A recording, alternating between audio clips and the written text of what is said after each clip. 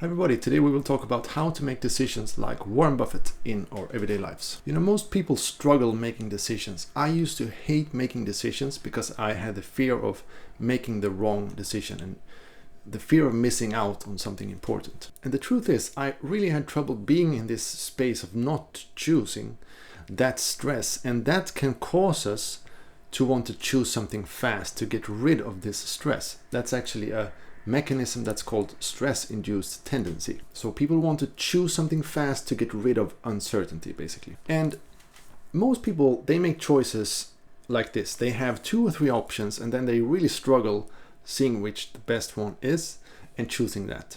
But what if we instead could have many more options to choose between and be more comfortable being in this space of not really knowing which to choose? So what if we had 100 of different options and we had the secure feeling in ourselves, or the patience to say no to almost all opportunities and only pick the absolute best ones?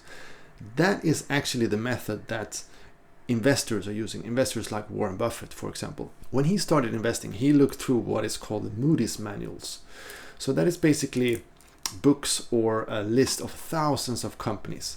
So he would go through thousands and thousands of companies and choose maybe 1 or 2 to invest in that he saw was undervalued, where he saw they were great opportunities for him. Compare that to most beginner investors. They look at maybe 5 different companies and then they jump into one that had a headline in the newspaper that week, or someone gave them a stock tip about that. That is not the way that real investors and really smart people are allocating their money. They look at so many different options first. I've tried to train myself in this way of thinking the past 1 or 2 years. And now I've started to see that it also shows up in everyday decisions, not just regarding finances. Then you might ask yourself, okay, so how would we apply this in our everyday life? In which situations could this work? Well, let's say that you're applying for a university and you have one particular school that you are really interested in taking their course or their program. Well, let's say that you don't get accepted to this school, but you only have a few other options where to choose from. Then it would actually be okay to say no to those other schools, go back to take a few more courses to improve your grades, and apply again next year for this awesome school. You know, this new option of that no can also be a really good option in decision making. That really helps a lot because you're not so stressed that you need to take this decision now. A lot of times passing and waiting for a better opportunity could actually be great. Another example is if you go into a thrift store, for example, and you look for bargains there.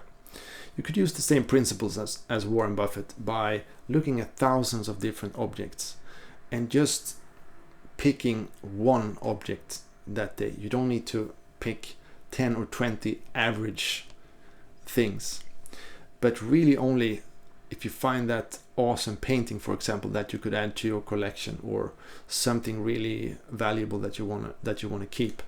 You only buy that thing. You leave everything else that is okay bargains.